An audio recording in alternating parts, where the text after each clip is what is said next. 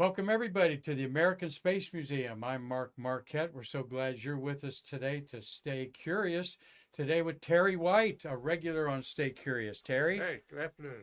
Those of you that don't know, Terry was chief of the Orbital Processing Facilities, where as he managed the grooming of our space shuttles from flight to flight. Yes. You were involved in all aspects after coming in as a tile person back in. I actually came in as a mechanic, then got Mechanic? loaned into the tile system. He's Yes, sir. corrected me already, so I'll just shut up and turn it off to him. No, we love Terry being here, and I love my shirt that my boss got me. Check that out, Marty. To say hi to Marty Winkle, our co-producer here and working the Streamlabs today. We want your questions from Terry. It could be about anything about space, your opinion about the Starship, for example. As we're looking at the green screen here, thank you to ESA Capcom, or they call them Eurocoms, Alex Carl, for his picture of another crewed spacecraft called Dragon headed to the International Space Station. Yes, it was supposed to launch today, but now it's been postponed till tomorrow. Yep, drawing back tomorrow. They said they had to go through the systems checks and stuff like that a little bit. Move the mic closer. Yeah, Okay. we're moving the mic closer to, Okay. to you there. Speak up or a little You bit got to more. talk louder. He's a speaker. We're going to talk about an engagement here he was speaking at just the other day. We're kind of doing freewheeling here today. Something new we want to try on Stay Curious is get some of these space workers that you know out there, Dave Stange, and maybe ask the questions that you've been wanting to. You're all great about asking questions, but Marty will chime in with those on our UCAC family microphones. So if you're all out there watching, like Stephen Jokums is probably watching and freezing in the middle of Illinois up there by Lake Michigan.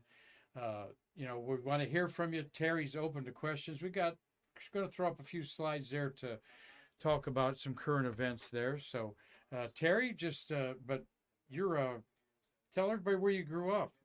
Okay, I'm originally from southeastern Ohio. Lived there until I was about 7 years old, and then moved to Maryland. My dad was down at the Patuxent River Naval Air Station, where the Navy and Marine test pilots go to do all their testing of naval aircraft and marine aircraft and that. So I met a lot of people that went on to become astronauts. So all the earlier astronauts had been test pilots, with the exception of Harrison Schmitt. So so my neighbors were all young pilots in that. And like I say, they went on to become astronauts. What are some of them that you saw come in your garage kicking the tires of the shuttle? Well, like Alan Bean, he walked on the moon and that, but he was an Apollo astronaut. And when I was in junior high, he used to teach gymnastics to any young guys who wanted to go to the Navy gym on Saturday mornings, and he would do gymnastics classes because that's what he went to college on a scholarship. Alan Bean was like with the rings and the yes, horse and everything. Yeah, that's how he Really? got He a could do scholarship that? to go to college. He Oh could do my all gosh, that, wow. And then John Young was a neighbor, and he used to call me up and say, "Hey Terry, get a friend and come down. We're having a party. We flew a bunch of lobsters in from Maine, probably on a Navy aircraft." But he says, and I want to entertain the young ladies. I don't want to be cooking lobsters. So I would go down there and cook lobsters for him. And then 10 o'clock at night, I'd go back home and wake my dad up with a whole table full of lobsters. That's a great story about the great John Young. Yeah, And of course, how did you interact with him with STS-1 and him and Bob Crippen? Yeah, well, Did he remember you? Yeah, they were really good. No, he didn't remember me because I was just a young kid in the neighborhood. You didn't have your mustache back then Nope, either. no mustache then. But yeah, no, he was really good, and him and I had a relationship. But with Columbia being delayed for so long, they would come to the Orbital Processing Facility and go around it.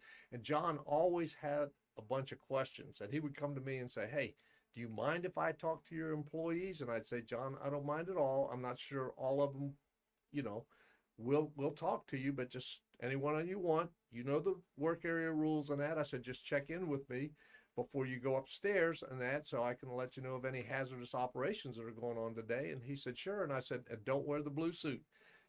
They get treated different when they're in their blue flight suits." So he would come in just in golf shirt, jeans and that, and he'd go. And he went up, and one day one of my techs came down, And he says, the strangest thing just happened. He said, I was up there doing work on the forward reactionary control system. He says, this guy comes up and says, did I mind if he sat down and talked to me while I was working? And he said, so he did. And he sat down, and he said, he sat there for about 45 minutes. He asked me to explain exactly what I was doing. And he said, we had a good conversation while I was working. He said, then he stood up and said, thanks. And he said, he looked at me and said, would you be willing to fly in this? And he thought for a minute. He said, yeah, I'd be willing to fly in it. He said, good, because I am. And he walked off. And he said, who was that? I said, that was John Young. He's going to be the commander of the first flight. So, yeah. So, amazing. But the guy was super knowledgeable, and he asked some very good questions. So, yeah, we've talked about John Young's questions, some things that we've gone over. We don't want to get down too many rabbit holes. Is we got a question from Marty Winkle there. Who's got a question today? Yeah, we got a question from Steve J. Terry, do you know any of the shuttle engineers helping with the stacking of Endeavor in L.A.? Yes, Tim Keyser is the move director, and he texted me on Sunday to say he was going out there Monday to go and put Endeavor in the vertical position. So, he was a tech that worked for me for years, then moved up, and after the end of the shuttle program, he went off to work for one of the other follow-on companies and that, but they borrow him. He's the one who took Discovery up to Washington. They took Enterprise to New York, and Atlantis here, and Endeavor to California. So he goes out there anytime they want to do anything with Endeavor. They call him up, and he goes out there. And for those that don't know, it's at the California Museum in Los Angeles. Correct. There, what are they doing to it that's innovative and new? Well, now they are taking it to the vertical position. They've had it in a horizontal position, and they put a mock-up payload in it, and now they're going to take it to the vertical position. So, with this external tank is there. Yes, we posted some pictures on Facebook, and I meant to rack up a photo of that when you said your friend was in touch with you. And this is a really big deal because California has these things called earthquakes, all right? So you put a 300-foot ET and shuttle and stuff up there, 2 SRBs. I know there's some major stuff underground. Yeah, the structure stuff. I think he said they've done a very good job of setting all that up. So, have you seen the artist rendering of that? No, I have not. No. They've actually got the building is on each side of it. There's several levels where you can look in the cockpit level, into the payload level. I've heard they're going to have one door open and one door closed, so you kind of get a in-space feel from one side. And yeah, it's similar to what it would be at the pad when we're doing payload door operations at the pad. Of course, it's not going to hold a candle to Atlantis out there in its strike mode as it's coming in over the coast here for landing. It's just beautiful. And you're going to talk about an event here in a few minutes that you were privileged to attend under Atlantis here. But great. We got another question, Marty. Yeah, question from Mark Usiak. Terry, any plans on going to L.A.? Actually, the guy in charge of that operation out there has asked me to come out, and I said, sure. Are you sending me the airplane tickets? He said, nope. But he says, I got a lot of questions for you, but you need to come out here. But I just haven't had any plans to go to Southern California in quite a while. So do we need to start a GoFundMe for you? Yeah.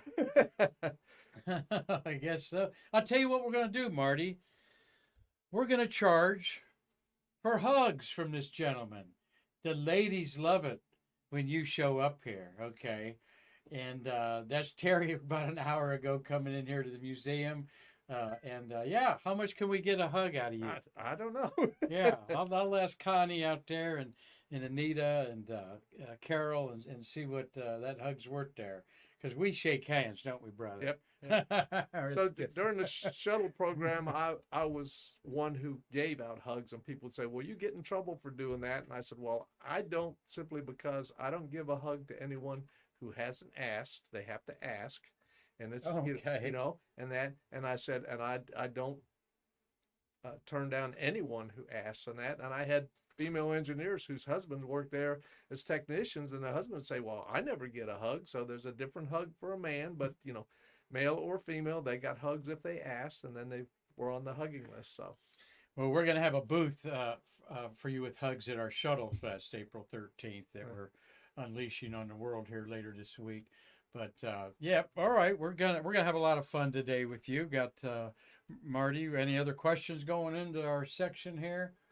Not yet. All right. Well, this photograph here is courtesy of this young man, Alex Carl.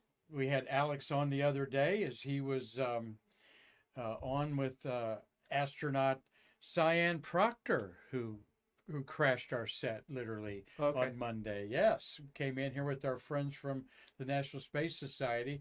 But Alex Carl, hope you're watching. Wishing that you weren't. Because you're out there to support the ESA astronaut, Marcus Wendt, W-E-N-D-T. And here he is on that recovery ship getting ESA astronaut Samantha Cristoforetti and her other 3 crewmates on Axiom 4s bobbing in there in the back up there. So, and here's Alex's pictures that he sent us from yesterday. Out there, cloudy day out there at pad 39A. Pretty familiar pad to you. Mm-hmm. Looks nothing like when you were out there roaming around. No, it does not. What does that feel like when you've launched 50 shuttles or so off of that pad? And all the Apollo missions and that launched off there, and then the structure was a little bit different between the 2 of them. But then to go out there and see everything totally gone that was there, with the exception of the tanks and that, so just.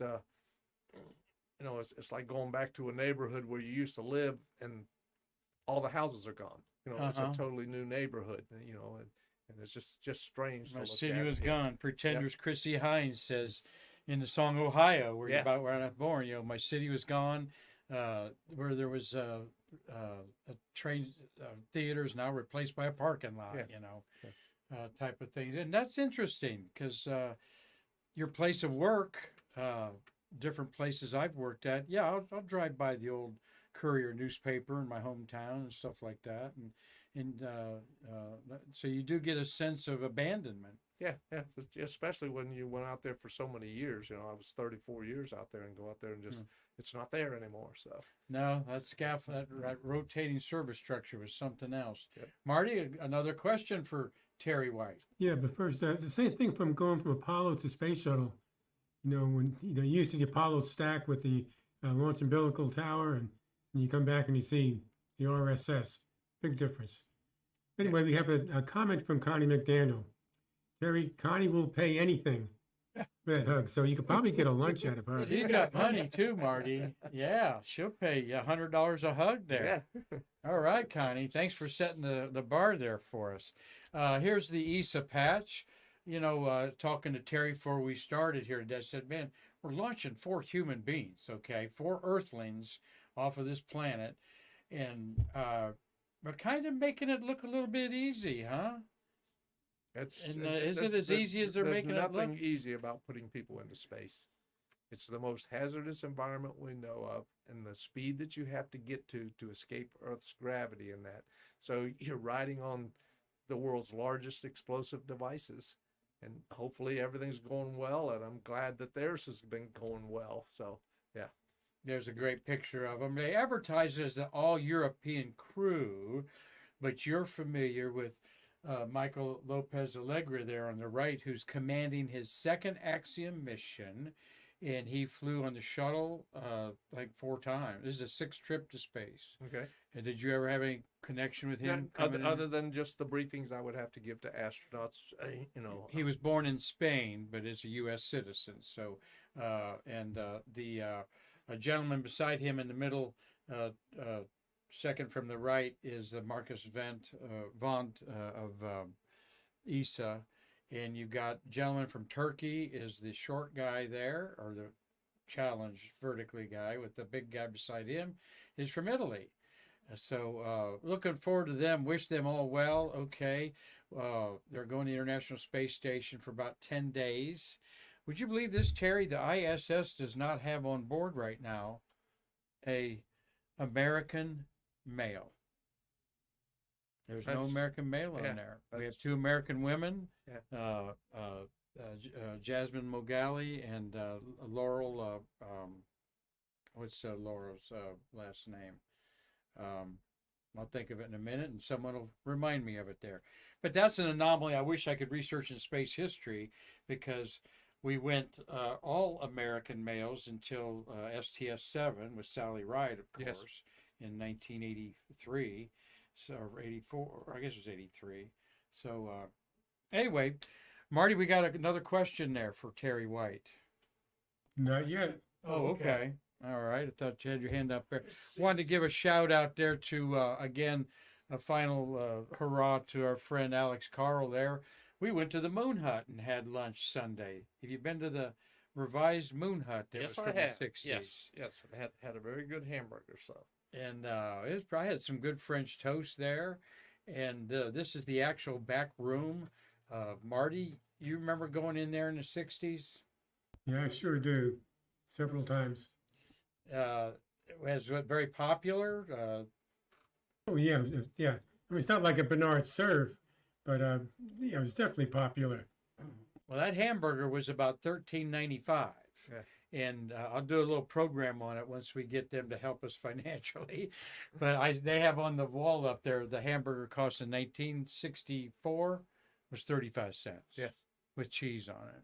You know, Okay. On second shift, we used to order from them. We'd send somebody in to pick it up, and they'd bring the food Oh, back, did ya? back Okay. out. Yeah. Well, they've got it for you locals. They got it jazzed up very nice. They spent some money on the motif. There's some aliens in there.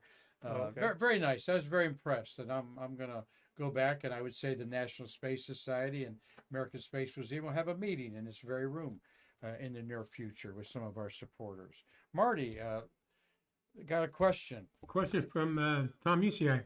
Terry, do you remember how much extra time was needed to repair Atlantis after the damage on STS-27? Which 27 Yeah, he's which was the damage on 27? That was That was How the much- one where Hoot Gibson and all thought they were going to die because of the. that was the one where it actually took out a bunch of tile over one of the antennas. Yep. Yeah. I don't recall how much longer it took for that. It took quite a while just to remove and replace a single tile. And at STS-27, we were probably doing several hundred tiles for damage, and sometimes we would take out tiles that were good just to evaluate the structure underneath. But I don't recall what that particular flow took. So, the ones that are the most are the ones like, having to remove 4,000 tile off of Challenger right before it was supposed to roll out of the Orbiter Processing Facilities. We found a problem, and we didn't realize it till the flow was almost over, and then we had to go and remove over 4,000 tile. All right. And- What was the problem? You remember? Well, the problem Water was underneath? the problem was the waterproofing solution we were using to re-waterproof the tile after each flight was actually causing some of the adhesive to turn back to a liquid. So yeah, the tiles would not stick on. So yeah, it was Not good. Yeah, no. So we had to go. We'd have had to do more than that, but we took the body flap off of Challenger and sent it to Palmdale, because Atlantis was out there with its body flap already built, and we brought Atlantis's body flap here to Kennedy Space Center and installed it on Challenger, and we were supposed to swap them back at some time later, but we lost Challenger before we did that. So yeah, so Challenger's actual body flap is still installed on Atlantis, sitting here at the Kennedy Space Center Visitor Center. Is that right? Yeah. Okay. We did a little program on that a couple months ago. I think in December. I just took pictures of the wing, left side actually, of Atlantis. And Yeah. Terry, just with his trained eyes, told us what he saw there. And please go check out, just Google on our American Space Museum YouTube channel. Put Terry White's name in there, and you'll see over a dozen programs, my friend, that we're privileged to have you here sharing this knowledge with us. And we've done, we'll do another program like that. I Okay. enjoyed that. Yep. Looking at the pieces and parts of the shuttle. We wanted to, you said to me off camera, you got another question, Marty? Great. Yeah, we have two more, Mark. Mark Usiak is asking, did John Young come back to see you guys after STS-1 and go over the orbiter before STS-2? No. That's one question. Yeah, no, he did not. Now, later on, after their flights, the entire crews would come back, but John Young didn't come back and come out on the floor. But the other ones would come back, and we'd take everybody who wasn't busy and take them out to an area where they could sit down, and the crews would show us their home movies. Really? These were not the NASA movies. These were the ones that the astronauts had filmed up there for themselves and they would show their home movies, and each one of them would explain, what was going on with that part, because lots of times getting the orbiters ready, we weren't really concentrating on the payload or what the crew was going to do, because we had enough work and staying busy enough just getting the vehicle ready and that.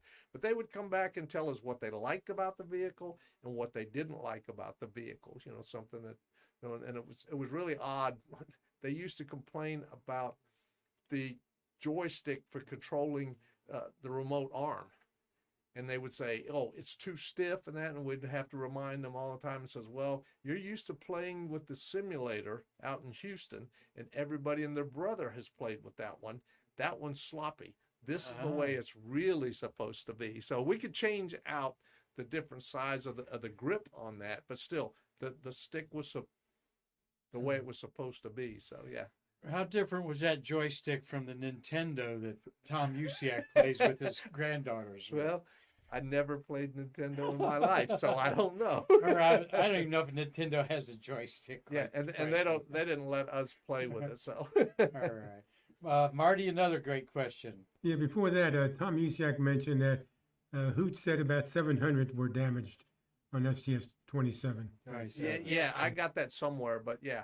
So there was a lot more than 700 tiles in a normal flow damaged, but actual tiles that we had to remove and replace was less, with the exception of a couple of flows. That was a Department of Defense mission, and very, very near miss there for sure. Yes. Have you ever talked to any of the astronauts about that mission, specifically Jerry Ross, who did a spacewalk on that mission, but he can't credit it for him because it was a DoD mission. Yes. But I was at a luncheon that I paid to be at, and he was very openly that they thought they were going to die. Yeah.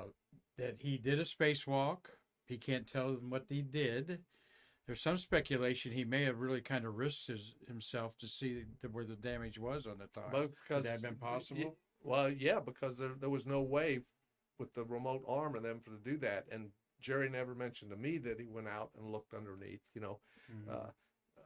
Steve Robinson was the first one to actually go underneath that was documented, and that was to get the filler gap. The right? gap fillers out, yeah. Post 114, right? Yep, post Columbia incident and that, yeah. Because when he came off the vehicle out on the runway, he came down and he saw me and he says, "Here, I got something for you," and he handed me the gap fillers that he had taken out. So. And they laid on your desk, you said, until the Smithsonian rang. And said, where are those out there? Yeah, they got to go. We're enjoying these stories from Terry White. We ask you to send in a question. We're trying this format today. We have actually Nick Thomas, the astronaut wrangler. Marty, what did Nick ask about today when you saw him? Well, Nick was telling me, hey, Marty, I have a great idea. He said, I think we need to do a question and answer show. And I said, Nick, I've been talking to Mark off and on for about 6 months about doing that. But since you brought it up, he'll go with it.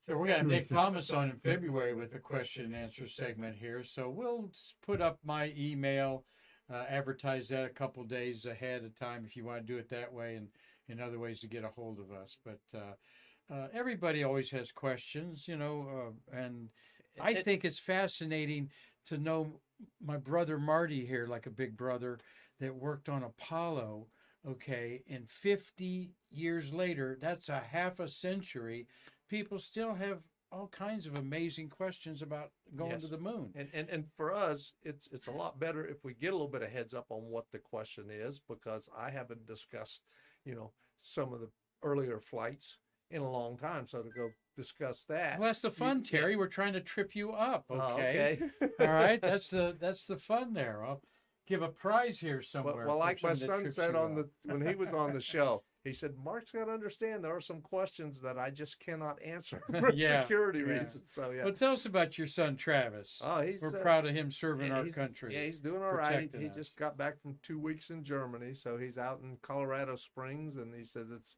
it's 30 degrees in his garage and your daughter? below zero. She's in just north of Baton Rouge, Louisiana, and she's got icicles in there. Rebecca. Rebecca. I She's think got Rebecca. icicles in the yard and that. Oh. So yeah. Well, we've had them both on there. That's a show you want to look because Rebecca was a submarine chaser, and Terry's son Travis has done what 4 tours of duty in the Middle East. Yes. Well, God 2 bless him and God Afghanistan, bless both 2 of them. Iraq. So yeah. And you know where they got that from? Listen to this man talk about the way he does and your passion for what you've done all your life is put human earthlings up in space. Yeah, Marty? Rebecca even got nicknamed Miss NASA because in the Navy they would be talking about the space program and that. Oh. She'd say, "No, you're wrong. That's not true." Well, how do you know? Well, my dad's in the space program. My grandfather's in the space program. My uncle's in the space program. So she says, "I'll tell you what's right." And so they nicknamed her Miss NASA and that. And on Nicole Stout, astronaut, actually worked with me in the Orbital Processing Facility before she became an astronaut. All right. Yeah, her and Kay Hire. But Yeah. at any rate, so she was on my hugging list when we worked together and that. Well, when she became an astronaut, she was still on my hugging list. Okay. And I was out on runway operations for her landing. And my daughter asked, she says, "Well, what are you wearing?" Because she went to the Navy Command Center and she switched over so she could watch the landing. And everybody said, "What are you doing that for?" She said, "Well, my dad's on the runway today. I want to see him." So, so she said, "What are you wearing?" And I told her, and I always wear a ball hat. But it was so windy that day, I couldn't wear the hat. But so she's trying to pick me out of the crowd of people and that, and the astronauts are coming out, and Nicole comes down the stairs and she sees me and she says, "Oh, I need my Terry White hug." And my daughter's looking at the camera and she goes, "That's my dad, the one the astronauts hugging." Beautiful. Yeah. Well, that's we're going to be seeing Nikki February 2nd. Okay. KSC Under the Stars. They're having a paid event Okay. out there that should be a little bit of fun. I think I'm going to dress up a little bit in a costume. And, yeah, she and her husband, Chris Stott, absolutely support our museum. We know they talk about it just like you do, Terry, and they live over in St. Petersburg. And we'll be talking about Chris Stott in February. He has got a ride share on the Intuitive Machines Moonlander Okay. on there, which is, yes, Marty, you've got a question. Yeah, Terry, I think you'll nail this one. Comes from Travis. Why did you start working at the Space Center? 1978. Why? Oh, why? Why? That's your yeah. son Travis. Yeah, asking. I'd come out of He the. needed to pay for your education, Yeah, son. I came out of the Air Force and worked different jobs, and that was actually working for an oil company at the time, and saw an advertisement for needing mechanics and electricians to work on the space shuttle. So my dad was a manager out there at the time, but I didn't let anybody in the job world know that he was out there. And I went out there and did an interview on my own and got hired. And it was just amazing to go out there and work the places that I had seen, but never really been into and that. Mm-hmm. And then for a long time, a lot of people didn't know that I was related to my dad. And when it dawned on me, "Why didn't you tell us?" I said, Among "Because the Whites, the Smiths, the Joneses. I said, "Yeah, I wanted to make my way on my own, not on my dad's coattails, because so many of them, when they found out who I was, they said, 'Oh, well, if you ever need a favor, just let us know, because we owe your dad so many favors, we'll never be able to pay him back,' because he was a manager in the logistics system." So yeah. Okay. And what was your dad's name? Bob White. Bob White, really? And he's not with us? No, he passed in '99. So All right. Well, 99, same year as Pete Conrad. Yep. For some reason, I remember that. Well, we're enjoying this question and answers with Terry White. If you just joined us, you got a question, Marty will take it there in our UCX family microphone. I know you all love my T-shirt that my boss, Karan Conklin, got me there. It is astronomy night tonight. We're meeting in Melbourne, and we'll be looking at the moon up there through some telescopes, showing people at our Brevard Astronomical Society meeting today. And we're going to be looking at the moon up there. This Paragan Lander ain't going to land on the moon. Yes. Have you heard the update on this? not the latest. Just the fuel Unfortunate shortage. situation. Yeah. Beautiful launch of the Vulcan rocket. A valve stuck open and blew out of fuel line on this thing. It actually So they buckled lo- the side yeah, of it. they You lost could the see majority of picture. their fuel. So All the ride shares on there had power to do some of their things. To at least note there was like 3 or 4 mini rovers that Carnegie Mellon was going to put on the moon. okay, Like this size, Yeah. toy size. But HL I heard the scale. latest update. It has gone on a trajectory out, away, not in the direction of the moon, but apparently it's going to loop around, and sometime in the very near future is going to burn up in Earth's atmosphere. Oh, it's coming back. Yep. Okay. Yep.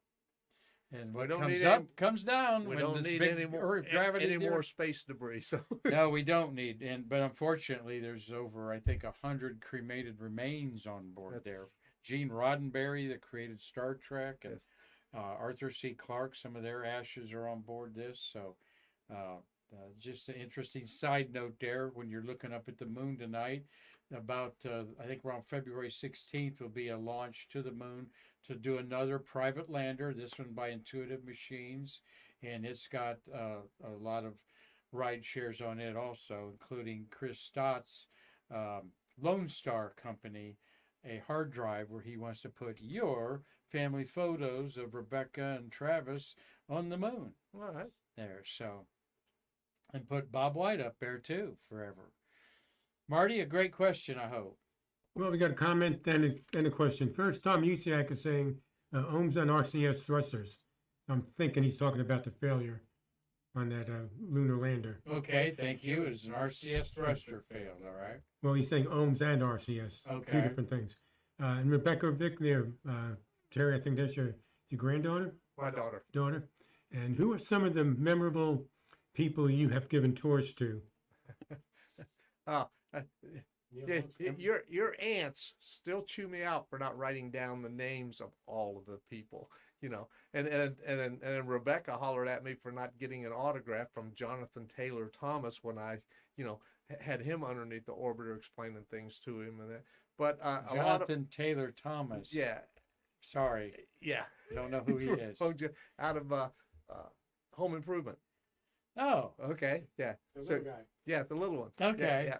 All right. So actually, What's wrong with you? Yeah. No. uh, You've been asked to, let's set this up. Thank you, Rebecca, yeah, for your yeah, question. when Your I- dad has been honored because of your gift for talking and making complex things simple. Mhm. You've been asked to tour many dignitaries in Oh, your yeah, career. Yep, foreign Who dignitaries. was the first one you remember? Well, actually, the first one was one of my security guys came up and he says, "Hey, do you have a few minutes?" He says, "There's an astronaut guy here touring 2 gentlemen and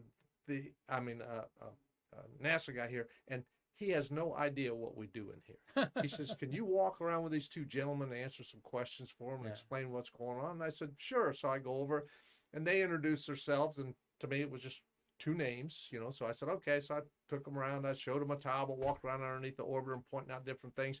And the guys are looking, and they said, "You can tell just by the way your people are doing their job that they have a lot of pride in what you're doing." I said, "Yeah, the people are very proud that they're getting to work on this vehicle and that." And then they commented they were both veterans, and they said, "Do you hire a lot of veterans?" I said, "As a hiring manager, I do." I said, "They're used to working these types of things, the same types of specs and that we do and that." And so we went on a little bit, and after about 45 minutes, then I needed to go do something, and the guy said, "Okay." So they reintroduced them again, and they told me what their claim to fame was. One was a Korean War ace, and I can never remember his name, but the other one was Richard Cole. He was Jimmy Doolittle's co-pilot when they dropped the bombs on Japan Oh, after wow. Pearl Harbor. Oh my Yeah, gosh. yeah. And he was the last member of that Doolittle raid to pass away. But great Huh. guy, and I would see him at the Tycho Warbird Air Show. He would come to the air show every year, and I'd sit down and we'd talk for a while on that. But then the NASA guy went back and told all the public affairs people, says, "Oh, if you have people in the OPF, just ask for the guy with the mustache because he can answer all your questions. And he said, well, what's his name? Says the guy said, I don't know his name, but he's the guy with the mustache. Just go to the office desk and then they'll But they'll your find it. mustache was black back then. Yeah. Or were you brown? No, it was dark. It wasn't black, but Yeah, so I was too at one time. And I started getting gray hair. Rebecca wants to brag about some of the other dignitaries. Some presidents. Lost in Space, June Lockhart. Oh. She was underneath the orbiter one day, and I recognized her. I went up and started talking to her. She did a lot of other movies and that, but and she was really interested in it. But a lot of sports stars, but I didn't record names, and then a lot of NASCAR because after the races at Daytona, that they would get to come down on Sunday nights and then escort them around. I showed you a picture of Earnhardt and a bunch of them that I was escorting one night, and Dale went back home, and then he sends me a thing with a hat and a shirt and different stuff and like that. But they would come down. They were really interested that we had something that went a lot faster than their cars. Well, you did what presidents? Obama, and then I did vice presidents. I didn't do Clinton's when they came, but how was it with Mr. Obama? It was all right. Actually his mother-in-law asked the best questions, and that. But I had Janet Cavandi was chief of the astronaut corps, an astronaut, and she, her and I were escorting them around underneath the orbiter, and I did my part of the presentation and that, and then she was talking to them, so I kind of stepped back and let her do her thing, and was walking with Michelle's mother and that, and she asked a lot of interesting questions going on. His two kids, the girls, hardly said anything, so it was pretty interesting. But yeah, probably in awe. Well, all they're seeing there, President Obama coming there, and and seeing that. What was that? Had to be some extra security, to say the least, even on a very secure place. Yeah, and that was interesting because it wasn't my first time with the Secret Service. I'd done them before for other guests that were coming in, but more than a week ahead of time, the local Secret Service out of Orlando came and they said, okay, we want to use your office. We're going to put additional communication lines in, and that, and said, all right. So then we started talking about, we're having a meeting, and I said, communication lines. How about buying a couple of cell phones? Yeah. No, you can't have cell phones where we work. Yeah, okay. So that's anyway, right. Yeah, you couldn't. All right. That's one of the things I had to clue them in. So we're having the meeting up there in my area, and I said, okay, I know your job is to protect the president and his family, but my job is to protect the employees here and the orbiters. I said, so here's a list of things that you cannot have. You can't have your radios. You can't have your cell phones. And I went down a whole list of things they couldn't have. Telling the Secret Service what to do, Terry. Yeah, wow. Yeah. And at the end of the conversation, the guy looks at me. He says, "Well, can we have our guns?" And I thought for a minute. And I said, "Yeah, you can keep your guns and that." But I said, "No, the electronic devices could potentially set off the pyrotechnics, the different explosive charges on the orbiter. A lot of things are sent by electrical signals to explode at certain times to separate things and that." And I said, "No, you can't have them." And it was funny because after the Secret Service left, everybody looked at me and says, "We can't believe you talked to the Secret Service that way." So, well, wait a minute. I know what my job is, and I know what they need to do, but I have to protect everybody here, and so. And the Secret Service was all right with it, but each day, higher up the food chain of the Secret Service came up. The next day, there was people from Washington, and then there was their boss from Washington, and then and it just kept getting higher up the food chain. And then, interestingly enough, on the day that the president was actually coming, there was only going to be 5 people besides myself and Janet that were in the Orbital Processing Facility with the president and that. And so when I was doing the last walk-arounds with the Secret Service, making sure they were satisfied with everything and that, then I went by the operations desk, and the guy looked at me and they go, "Where's your red pin?" And I said, "What are you talking about?" They said, "Well, after they got done scanning us and all the last of the stuff, they had this little red pin that we have to put on our shirt." And they said, because if something goes down, if we don't have that red pin on, we're a target. So I said, "Oh, okay." So I went over to the... I'd want a big red pin, not a little over to red the Secret pin. Service guy I was working with, and I said, "Hey," I said, "the guys at the ops desk all got a little red pin." I said, "Where's my red pin?" He looked at me with a straight face, and he said, "After the way you treated us this week." Really? Yeah. I said, well, thanks a lot. He said, no, you're going to be on camera. You don't get a red pin. That's good. Yeah, he was That's serious good. as heck when he first said it. Well, Rebecca, thanks for getting that story out of Dad. Okay, we've not heard any of that before. I know President Obama, loves space. He's responsible for a lot of what Bob Cabana, we're going to see here in a minute, installed for him out there. Marty, we got a question. Yeah, we have two more questions. Mark Usiak, Terry, have you ever been on tours to Blue Origin and SpaceX facilities at KSC? Actually, I was invited one to SpaceX, and I couldn't go. I went on one for Boeing for their new capsule to work on, but I did get invited to Blue Origin. A very impressive operation there. There's a lot of people that I worked with are now working for them, but it's really strange to see kind of what an unlimited budget and no government oversight, and you can do because the techs say, oh, if there's something you need, you just ask for it and you get it. And they said same thing with if you have a problem, the engineer comes down to the floor, the two of you discuss the problem and the solution, and then the majority of the time he says, okay, go do it, and he goes back upstairs and writes the paper. They said it's a quick response. He says, but I could not believe the facility and how it is. And then the other part I couldn't believe is that I went up to, this was a director for Blue Origin that was taking me around, and I went up there and looked in his desk area, and there was liquor bottles. And I said, what the heck is that? He says, oh yeah, here at the end of the day, after we're done, we can sit down and have a drink with our coworkers. And he said, we can actually bring our dogs to work.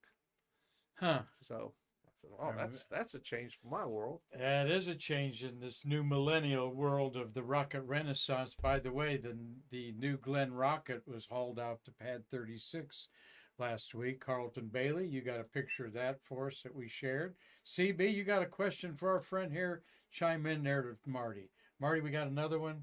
Yeah, this one's from Tom Usiak. If an orbiter returned from an RTLS, the OMS and RCS would be practically full. So would they purge the tanks on the runway before towing into the OPF? No, we would not release the hazardous fuels and oxidizers just out to the open air on the runway. Nope, we would deservice them once we got back into the orbiter processing facility. How much would be left in the tanks after? I don't know because they didn't completely fill them. So yeah, but I'm talking about a normal 10-day mission, let's say. And that's what I would have to ask the OMS RCS engineer. But there was some to drain out. Oh yes, there was. Yeah, and even it was odd. Sometimes an orbiter would be going back to Palmdale for major modification. We'd be taking it offline for a couple of years, but we'd actually, even if it landed at Dryden that time, we'd have to bring it all the way back here to deservice it here. Ooh, and flying on the SCA with and then turn around and put it on. And stuff? Oh yeah, and then put it on the SCA and send it back to California. So yep. I didn't think about that. Marty, go ahead. Still two more questions. Right. Steve J's asking, Terry, how do you feel about the delays and problems with the Boeing Starliner? Whoa, who asked that one, Marty? Yeah, Steve J. Steve Jokums. Good question, Steve. And I didn't get into detail when I went there and talked to people that are working on it and that, but every time I contact different Boeing employees I know, and I said, what's going on? You guys are doing another delay. They said, yep, they said they can't answer all of it, but they said, yeah, it's just things aren't going right, and they're just delaying. Marty knows. Marty, I would have laid my money that the Starliner was going to orbit the Earth before the SpaceX Crew Dragon did. Yeah. And 3 years ago almost, yeah, there's a lot of scratching your head. Like, how could they wire the thing and not have waterproof wiring? Yeah. I mean, just a basic thing like that. But what do you read in between the lines about the Artemis delayed 1 year because of problems in the environmental control systems? Yeah, and the ECS systems and that. And again, the people I know that are still working out there on that, they're not free to discuss that type of stuff. So when I talk to them about it, they are frustrated with the things that are going on. I just went to a retirement party on Friday where half a dozen of them are retiring. They were technicians that worked for me, and now they're retiring completely. But they, some of them work for Lockheed Martin, and some of them work for. All right. Marty? Hey, Rebecca is asking, you've been able to present some people with space items. What's the story about how excited someone was to receive it? She's leading up to something. Well, yeah. I mean, some of the things I give out are, used to we would give out actual pieces of tile. And one of them who was really impressed, it was just a small piece of tile mounted on a piece of Lexan. And it was a guy you've probably heard of by the name of Jacques Cousteau. Uh-huh. So he, Of course, he undersea, deep sea yes, pioneer. and he was a big space fan, and that he thought that was the next thing besides under the sea. We You need to do toured more him, space. apparently? Yes, and so he was answering a bunch of questions for people standing by the operations desk, and he actually got to go inside the orbiter, inside the crew module. But I was standing there with Jacques Cousteau did. How Yeah. cool. And you were there with him. Yeah. So I didn't go inside with him, but I was talking to his wife and that. Well, we presented him with a little piece of flown tile on a plaque and that. And he said, I'm going to put this on my desk. And then he went on answering questions for people. And his wife leaned over to me and she says, you don't know how much that means to him. I said, what? She says, he doesn't have but 4 other things on his desk. She says, one of them Picasso gave him. One of them he got from the bottom of the Dead Sea. And I forget what the other 2 were. She says, but you giving him that. She says, he doesn't have any family pictures, anything like that. She says, but you giving him that and he's going to put it on his desk. She says, that's the 5th most important thing in the world to him. Oh, how great is that story? Yep. Awesome. So. Huh.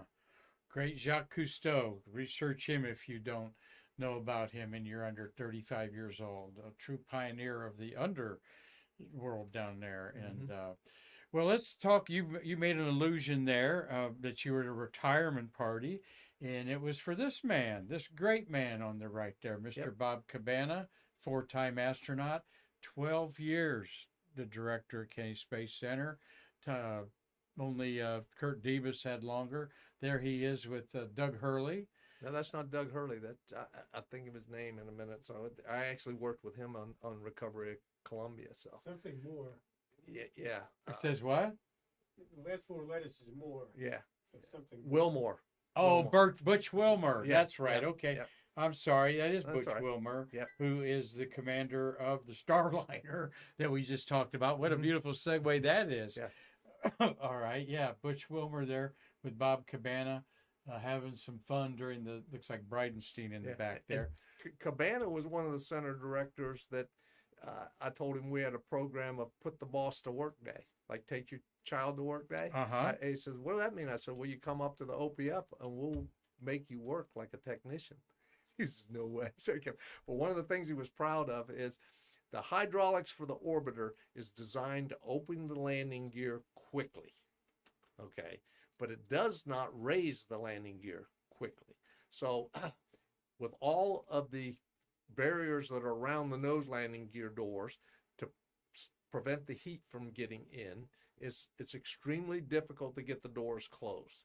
So once the barrier is installed, the hydraulics is not strong enough to close the doors. It will close the big main landing gear doors. When it gets up to the nose, the doors will come almost closed and then they freeze about 6 inches from being closed. So the very first time that was happening, they were troubleshooting how to do it. They borrowed the janitor's big push brooms and wrapped what we called elephant hide, but it was a protective foam and that, wrapped them around the brooms, and they used 4 people to push the doors that last 6 inches to assist the hydraulic system close.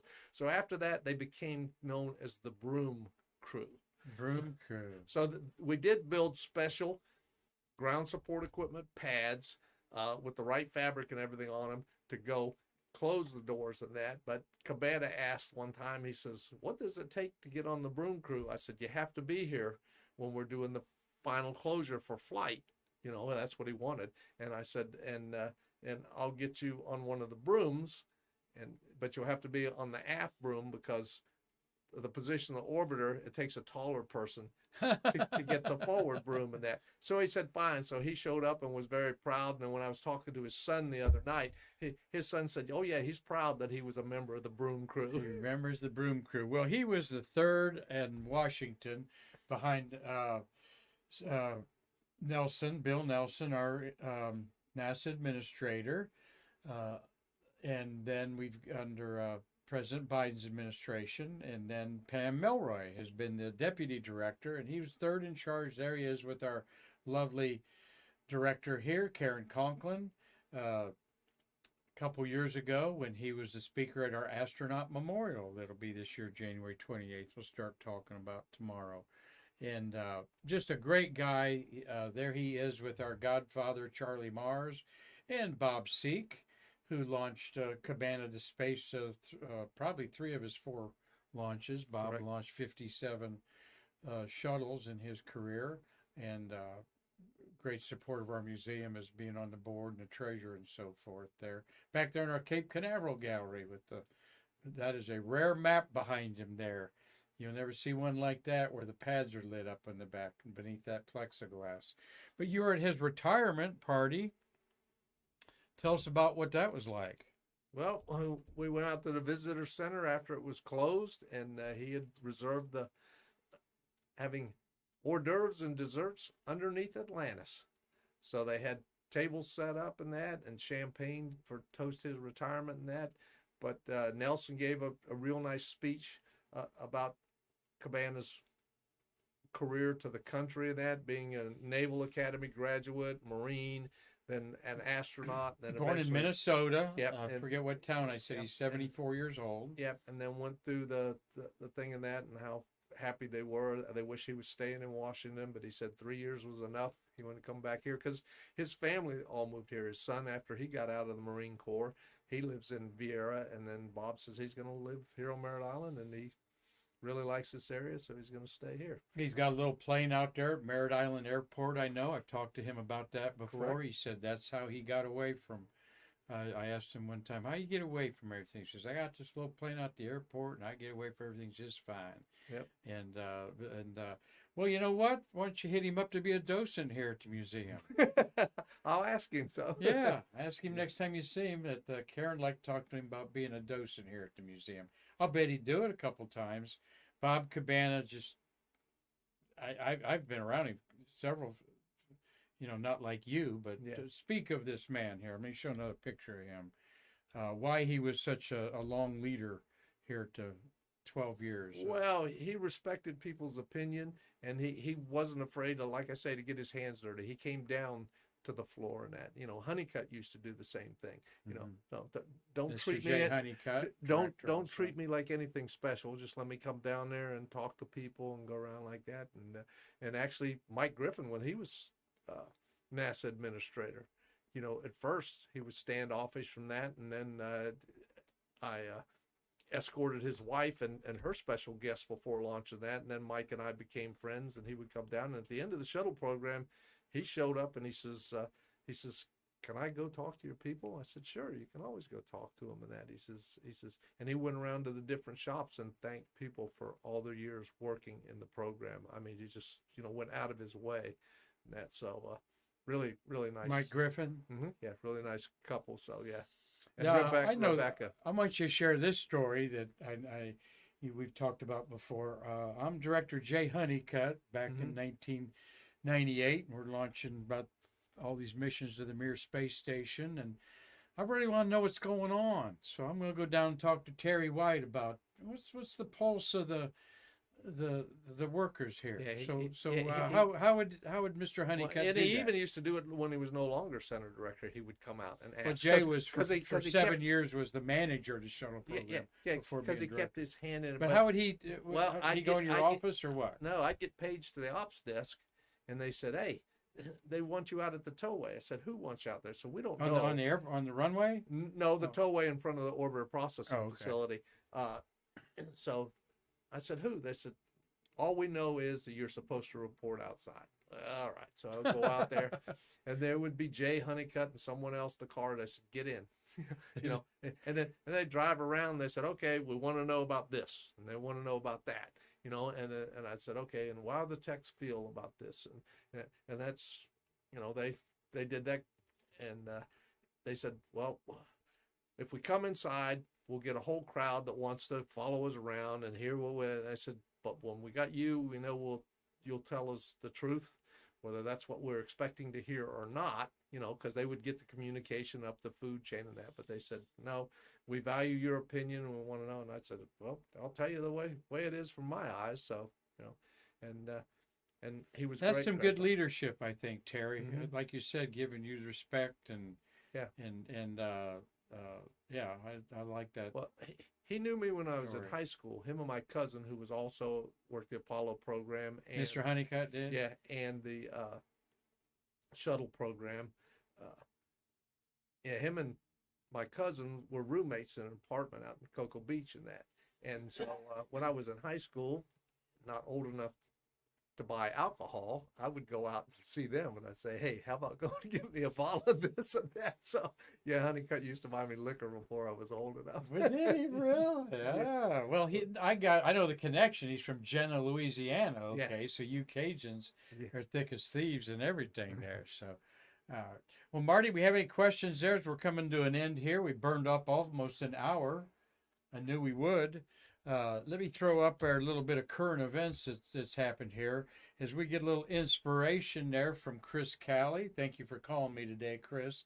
I'll get back to you. Chris will be putting together to be our featured artist at Shuttle Fest and bring a couple people on board with him. Hopefully one of those Ronnie Woods, excellent suit tech that in there. So that's Chris Calley, world-renowned artist, our partner here at the American Space Museum. He calls that inspiration. And that leads me into the Inspiration 4 crew in space there. And in the background is Dr. Cyan Proctor, who crashed our party here right there at the American Space Museum. Yeah, I'll have you do there. There she is back there. That is billionaire Jared Isaacman on the Capcom there. That is, her name's Arsino upside down. She has a prosthetic leg, I believe, and was a cancer patient at St. Jude's. And Cyan crashed us thanks to the National Space Society, our new partnership there. I don't know the other gentleman's name there with her, but they spent 4 days in space. They did not go to the space station. They had that bubble cupola where the docking hatch was. And there she is showing me some pictures of her experience in our Gemini gallery. What a wonderful lady. Please go watch that interview we did Monday. I asked her, she was showing me all these pictures inside the spacecraft. And I said, what, did they let you take your own iPhone with you? And she goes, better yet, they gave me this iPhone. They didn't want us to take our own phones. Yes. But whatever they had to do to be safe in space, brand new iPhones, and to take all the pictures they wanted. So Tom and Mark Usiak, I asked, did you have a 35 millimeter camera on board? And yep, we had a Nikon. And I said, well, that's good. But they had a Nikon, a couple long lenses. Said everybody took pictures with their phone there. So one final picture to go out. Here is the awesome scene that we had with her. Taking a selfie. There's Bert Dick of the National Space Society, Jennifer Muntz with Gabriel Rothblatt. They're the team there that's brought the Ad Astra magazine as their flagship. And the National Space Society is now headquartered at the Education Center out there, Kennedy Space Center. There in the middle there, the tall guy, of course, is Alex Carl, our ESA Eurocom that talks to him. Karan Conklin is beside Sean. Forgot Sean's last name, but he's one of the movers and shakers in the community. Marty there with Mike Mungo, famous for wearing his glasses upside down, but this guy is a very intelligent educator that has a lot to share, and you'll see him on Stay Curious. So just, Terry, this is the American Space Museum today. We are so happy to have inner circle friends like this. I got one more celebrity story real quick. Sure, of course. Hulk Hogan and his daughter. Oh, okay, brother. Came to the OPF, yes. And then she had a TV show on at the time. But as we're walking around underneath there, I was explaining the tile to him and that. And he looked at me, and I showed him a new tile that we had at that time. It's called Boeing rigid insulation, where a typical tile was extremely fragile, more fragile than an eggshell. Well, this Boeing rigid insulation, I could pound on it with my knife and it would not chip. So I was telling him, how much stronger it was and that, and showing him. And he says, if you hit me over the head with a chair or with that tile, which would hurt me the worst? And I said, the tile would hurt a lot worse than the chair. Was he a pretty big guy? He was a pretty big guy, yeah. Yeah. And I knew him when I was in high school because he was a bouncer at the Anchor Club in Cocoa Beach. He was? Yes. Hulk Hogan? Yes. What was his real name? I don't know. I don't recall what it was, but he went Uh-huh. on to become Hulk Hogan in the wrestling world. So, yeah. Huh. I wonder if Karan Conklin was in that coconuts out there during the time.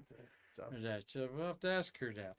Well, Terry, thank you a lot. Marty, we have any final questions? Want to say thank you to Doug Forrest for watching. Gary Gerald's up there in middle of Georgia. Steve Jokums, thank you. He's at the Lake County Spaceport there in Illinois. We're talking a lot about Steve because he made a nice donation to our museum, and his business is models and decals on models. okay. And he's got the decals for the shuttle, inside. Can't paint those control in there, so they got decals. Anyway, thank you, Steve. Mark Usiak, Rebecca's watching. Rebecca Vicknair. And the 4 grandkids. And the 4 grandkids, awesome. And Cliff Watson's down there in Pomona, Australia, where he's probably bathing suit shopping or something because it's summertime down there. We're going to see Cliffy right here around after the solar eclipse. He's coming to America for the total solar eclipse for almost a month, and you'll get to know Cliff Watson personally. Cynthia Rossi, boy, can you see 6 women are going to be out here this next quarter for us to get autographs and hear their stories. Can't wait for that. And she's one of our autograph hounds out there. Carlton Bailey, thank you. Tommy Usiak, Lynn Feather. Are you staying warm, Lynn? She's in West Virginia, so it's nice Is that and right? cold. Yeah. Is that your sister? That was my admin. Okay. Lynn, glad that you're watching Terry today. Tom Celentano's up in the Hartford, Connecticut area. Connie Hazel McDaniel. Bill Whiting. Thank you, Bill. He sent me a nice note, Marty, that he and his wife watch Stay Curious while they have their early supper. And Bill will be back down here on the Space Coast soon, helping us volunteer. Neil 1030's watching. The Astronaut File from Buffalo is up there. So thank you all for watching there. And, you did turn it over. Carol Kavanaugh's watching. Okay. She was in the press corps there with Hugh Harris and Peggy Holbert. That's my sister who lives in Wendover. All right. Thank you very much there, y'all. So thank you all for staying curious today and your wonderful questions. I think we kind of launched a successful idea, Marty, here just to have our guests field questions from you. So thank you for making that happen. And tomorrow is Thursday. I'll probably do Shuttles of the month of January. We had 10 shuttles launched. Of course, all the orbiters were launched. Of course, Challenger unsuccessfully. But we're going to look at some of those other missions and what they did and a few of the meanings behind their logos there. And then Friday, we're going to catch up on some astronomy. A lot of great news great astronomy stories in the news, including the close pass of the Jupiter moon Io that has over 200 raging sulfur volcanoes on it.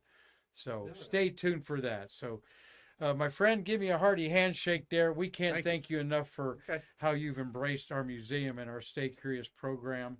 It has really made an impact on our bottom line, which is bringing money into this nonprofit. And I keep twisting arms trying to get fellow workers to come out here and do a show for you. Well, we also want them to docent for us, and that can be once a month if you want to come out here and just talk about what you love, the passion of the shuttle era and our American space program. Until next time, I'm thanking everybody for taking your time to watch today. Really mean that. And I'm Mark Marquette saying we can't wait to see you again to talk space history and bridge the space between us. See you next Wednesday.